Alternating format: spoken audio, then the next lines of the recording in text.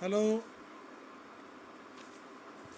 पिछले टर्न पर आपने सड़क संरचना पढ़ी थी और सड़क संरचना में आपने उसमें दो हिस्से कर रखे थे, नींव और अधरचना।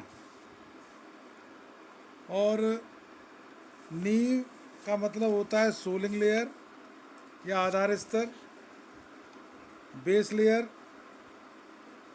और सुपर स्ट्रक्चर को कहते हैं बियरिंग लेयर और निगर्सन स्तर। इसमें सबसे पहले पेमेंट के नीचे की मृदा को, जिस पर सड़क का पेमेंट बनाया जाता है, उसको कुट्टिम या पेमेंट की नींव रखी जाती है। सुनाई दे रहा है आपको? Hello hello.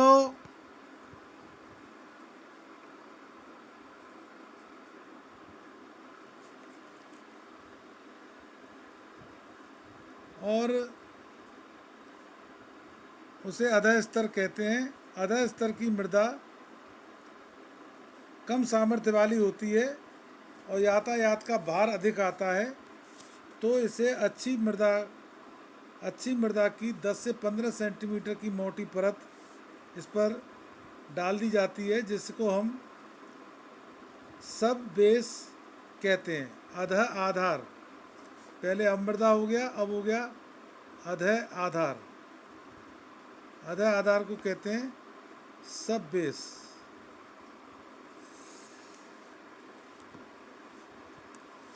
इसके बाद कमज़ोर मृदा का स्थायीकरण किया जाता है। तो पहले हम पढ़ेंगे सोलिंग लेयर और बेस लेयर। ये सड़क पर आने वाले भार को सब ग्रेड पर स्थानांतरित करता है। सोलिंग के लिए कठोर मुरम, पत्थर के भाटे, बोल्डर्स, अधिक पक्की हुई ईंटें आदि रखी जाती हैं। और जलबद्ध मैकाडम के लिए भाटों, पत्थर के हाथों से चुनकर बिछाया जाता है और सड़क रोलर से इसकी रोलिंग की जाती है। और कंक्रीट की सड़क के लिए उपयुक्त मोटाई में सीमेंट कंक्रीट की स्लैब डाली जाती है।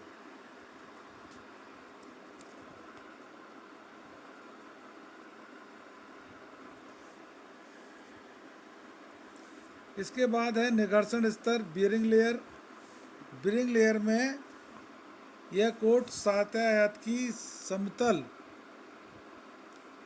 और स्थिर सतह प्रदान करने के लिए दिया जाता है और यह यातायात का भार नीचे की सोलिंग लेयर पर और सोलिंग के बाद में अधः स्तर पर स्थानांतरित करने का कार्य करता है। बेरिंग लेयर के लिए 40 mm माप की पत्थर की गिट्टी प्रयोग की जाती है और सोलिंग और बियरिंग स्तरों पर सूखी और फिर पानी छिड़ककर कुटाई की जाती है। और पहियों के सक्शन इफेक्ट के कारण गिट्टी को उखड़ने से रोकने के लिए और टायरों का निघर्षण कम करने और धूली को रोकने के लिए बेरिंग स्तर के ऊपर पृष्ठ प्रलेपन या सरफेस पेंटिंग की जाती है।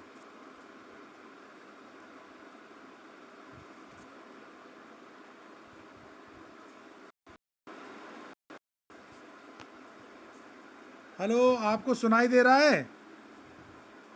हेलो। यस सर, आवाज आ रही है। बहुत अच्छी। पूरा पूरा सुनाइए। इसके बाद में ये चैप्टर है सड़कों के ज्यामितीय मान।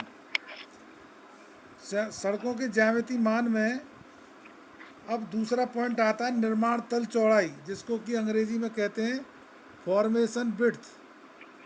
फॉर्मेशन विड्थ फॉर्मेशन विड्थ का मतलब ये है कि भराव में ऊपरी सतह की चौड़ाई,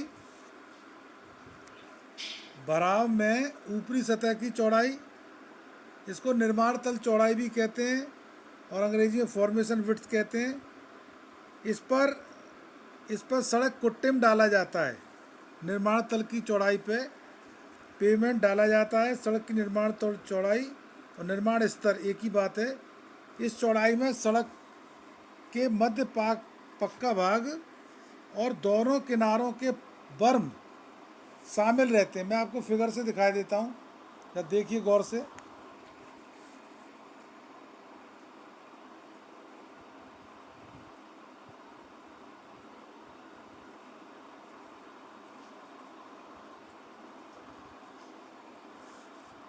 ये देखिए,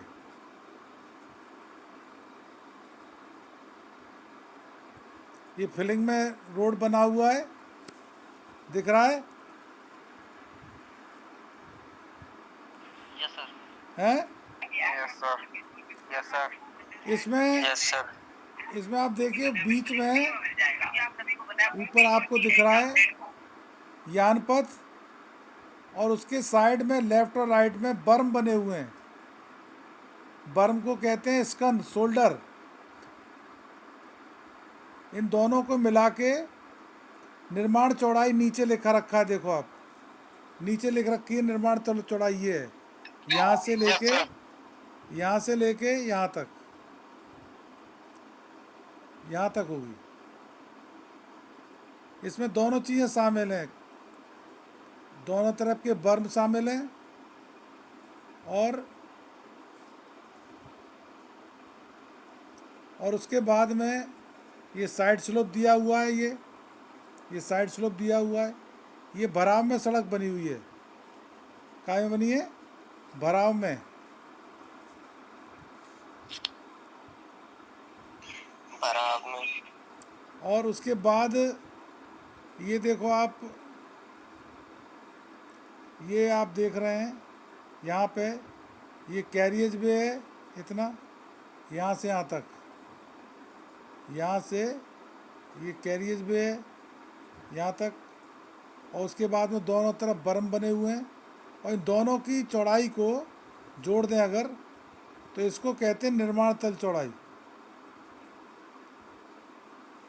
देखो ये तो बर्म है यहाँ से यहाँ तक, देखो गौर से, ये जो है ये यहाँ से लेके यहाँ तक क्या है, बर्म है।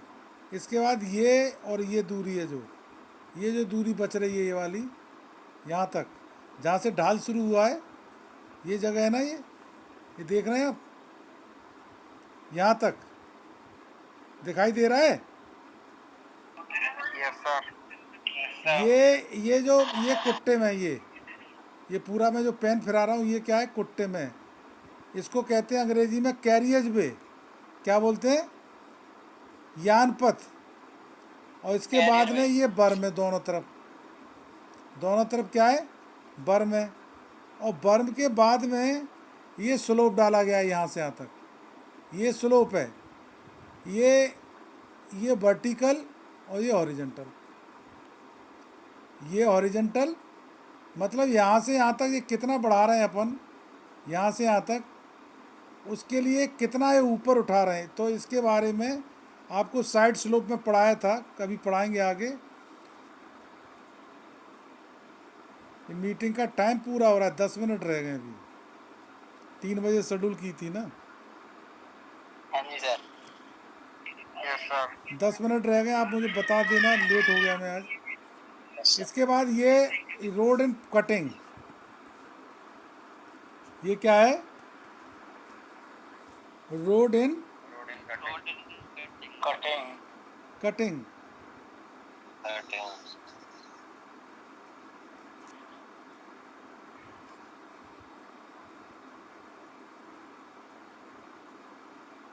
दिख रहा है? जी सर। दिख रहा है सर। ये आप देखो,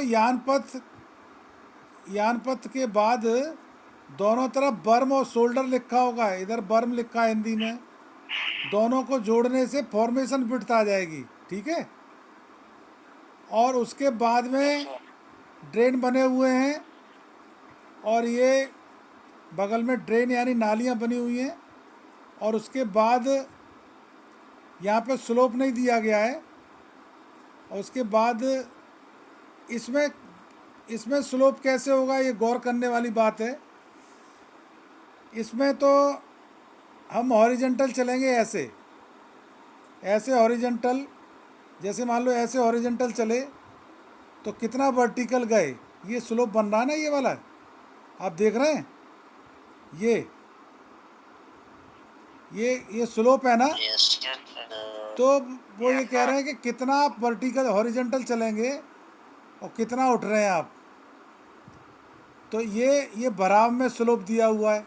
जैसे मैं आपको अभी बताता हूँ, ये ये वाली बात आपने पढ़ी थी, ये वाली बात आपने पढ़ी थी कि सामान्यतः मृदा फिलिंग में 1.5:1 का और क्षैतिज, और मृदा कटान में 1:1 की पार्श्व ढालें उपयुक्त रहती हैं। ये बात समझ में आई। इसके लिए मैं आपसे ये बता रहा था कि इसमें आप ये जो है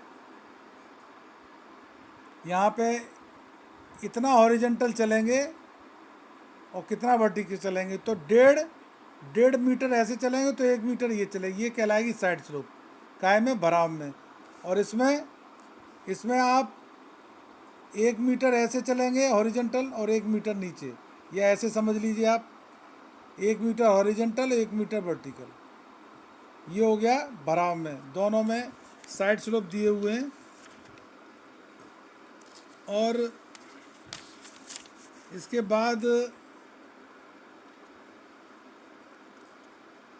आप पढ़ेंगे सड़क पट्टी की चौड़ाई। सड़क निर्माण के लिए जितनी चौड़ी पट्टी की ज़रूरत पड़ती है भूमि की, उसे मार्ग अधिकार या सड़क भूमि कहते हैं। इसे स्थायी भूमि भी कहा जाता है क्योंकि यह पट्टी भूमि स्वामियों से, किसानों से मुआवजा लेकर स्थायी रूप से अधिग्रहण की जाती है। और निर्माण तल की चौड़ाई, इसका वर्णन पहले कर चुके हैं। भराव और कटान की स्लोपों के लिए आवश्यक क्षैतिज भूमि की जरूरत पड़ती है।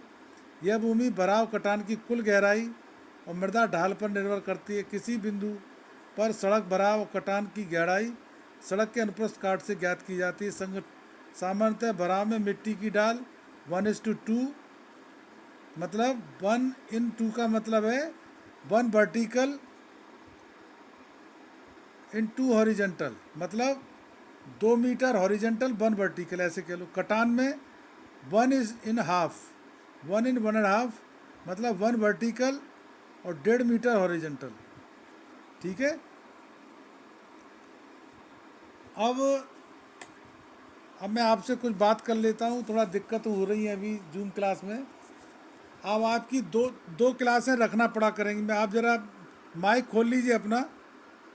हेलो, जी सर। बात कर लीजिए। मैं ये पूछ रहा हूँ, आपकी क्लासेस मंडे से सैटरडे चलने के लिए, hello, yes sir. Yes sir. मैं ये सोच रहा था 11 से 2 के बीच में 2 क्लास कर लूँ, या एक क्लास आपकी 11 से 12 बजे निपट जाएगी, है ना। फिर दूसरी क्लास आपकी 1 से 2 के बीच में निपट जाएगी। तो पहले 11 से 12 के बीच में निपटा लिया करूं, मतलब इरिगेशन के पीरियड से पहले ही, यही ज़्यादा उपयुक्त है। Yes sir. हेलो, सही है सर। आप ये कहना चाहते हैं कि मंडे से सैटरडे इरिगेशन के पीरियड से पहले, आप इरिगेशन का पीरियड तो आपका एक ही दिन लगना है, मतलब 11 से 1 का टाइम ठीक है ना। Hello, yes sir. आप स्क्रीनशॉट ले लेना ढंग से। मैं आज की मीटिंग लीव कर रहा हूँ आज, ठीक है। ठीक है। और आपने किताब खरीद ली? खरीद ली सर। अभी नहीं आई है। तो कल 11 बजे मिलते हैं अपन, हैं। जी सर। 11 से 1 का, 11 से 12:30 तक दोनों क्लास पूरी कर दूंगा मैं, ठीक है। Yes sir. ठीक है, ओके, खुश रहो। पबजी खेलने। Thank you sir.